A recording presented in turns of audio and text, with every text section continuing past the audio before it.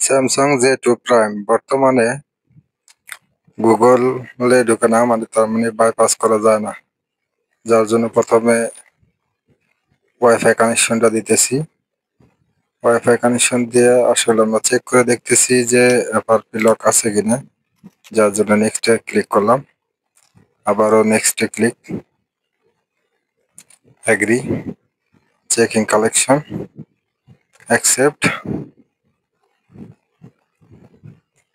Software update, checking information. দেখেন Google protect ফোনটা আছে। যার জন্য প্রথমে আমরা টকব্যাক ওপেন করে চেক করব যে FRP-টা বাইপাস করা যায় কিনা। যার জন্য হোম বাটনকে 3 বার ক্লিক করব, তাহলে আমাদেরকে টকব্যাক ওপেন করে দিবে। যার জন্য আমরা একটু ওয়েট করতেছি। হোম বাটন ক্লিক করার পরে এই যে দেখেন আমাদের টকব্যাক ওপেন হয়েছে। লিখলাম, টকব্যাক সেটিংসে গেলাম এবং এখান থেকে ওয়ান টাচ কিবোর্ডটা অফ করে নিলাম, তাহলে আমাদের ওয়ান টাচে কাজ করবে। হেল্প অ্যান্ড ফিডব্যাকে যখন ক্লিক করবো তখন দেখেন এই Google play service not support has stopped.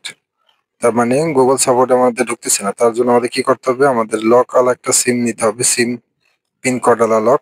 সেই সিমটা আমরা আসলে সেটে প্রবেশ করালাম।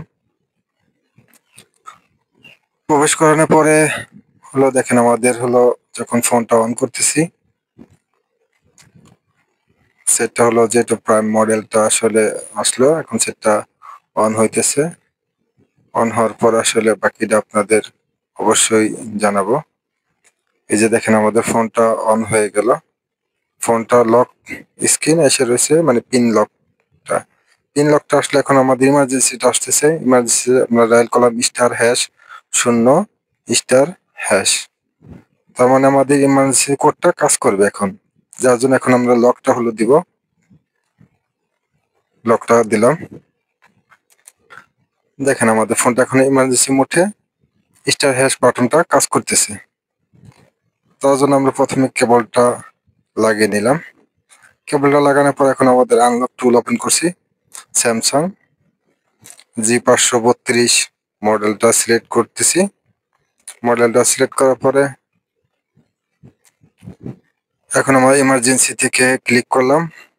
ওল্ড ভার্সন যেহেতু আমাদের ওল্ড ভার্সনটা ক্লিক করলাম এবং ওল্ড ভার্সন ক্লিক করার পরে আমাদের ফোনটা USB কেবলে লাগানো আছে। এই যে দেখেন আমাদের এখন অটোমেটিকই অ্যাডোবি মোডটা নিয়ে নিবে। এই যে আমাদের অ্যাডোবি মোডটা নিয়ে নিল। অ্যাডোবি মোডটা নেওয়ার মানে হলো আমাদের FRP বাইপাসটা একদম সুন্দর মতো ক্লিয়ার করা সম্ভব হয়ে গেল। এখন আমাদের ফোনটা FRP-তে ওই যে দেখেন নিচের দিক দিয়ে ঠিক মার্কে আছে FRP বাইপাস ডান, ওকে। এখন আমাদের সেটটা অন হয়ে গেল। এখন আমাদের সেটটা লাইটটা বন্ধ করে আবার অন করলে উপরের থেকে টান যখন দিব তখন আমাদের সেটিংসে ঢুকে যাবে। সেটিংসে অ্যাবাউটে যা আমরা ফোনটা হলো রিসেট করব। ফ্যাক্টরি রিসেট করলেই আমাদের ফোনটা সম্পূর্ণ ক্লিয়ার হয়ে যাবে। এখন আমরা ফোনটা ফ্যাক্টরি রিসেট করতেছি। ফ্যাক্টরি রিসেট করার পর ফোনটা আমাদের অবশ্যই অন হইতেছে। দেখেন আমাদের ফোনটা সম্পূর্ণ অন হয়ে যাচ্ছে। রিসেটটা নেওয়ার জন্য সেজন্য তো আমাদেরকে অবশ্যই একটু সময় ব্যয় করতে হবে, একটু সময় দিতে হবে ফোনটাকে রিসেট নেওয়ার জন্য। আমাদের ফোনটা এখন রিসেট ইরেজিং FRP যা কিছু আছে সবকিছু ইরেজ করতেছে। ইরেজ করার জন্য তো অবশ্যই আমাদের একটু সময় দরকার, একটু সময় অবশ্যই আমাদের দিতে হবে। সেই সময়টা আমাদের একটু করতে হবে। যে আমাদের ফোনটা ইরেজ হওয়ার পর অন হলো। এখন আমরা স্টার্ট বাটনে ক্লিক করলাম, নেক্সট, নেক্সট, অ্যাকসেপ্ট, নেক্সট। এখানে এই বাটনটা হলো টিক মার্ক উঠিয়ে দিব, তাছাড়া আমাদের ফোনটা লক স্ক্রিন চলে যাবে। এখন আমাদের শুধু নেক্সটের দিকে সামনের দিকে যাইতেছি। নেক্সট আর স্কিপ দেওয়ার পরে আমাদের ফোনটা সম্পূর্ণ এই যে দেখেন অন হয়ে গেল।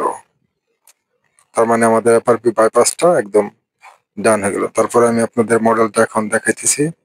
স্যামসাং দেখেন অ্যাবাউটে চলে গেলাম। এই যে G532G, ঠিক আছে, আমাদের FRP বাইপাসটা ডান।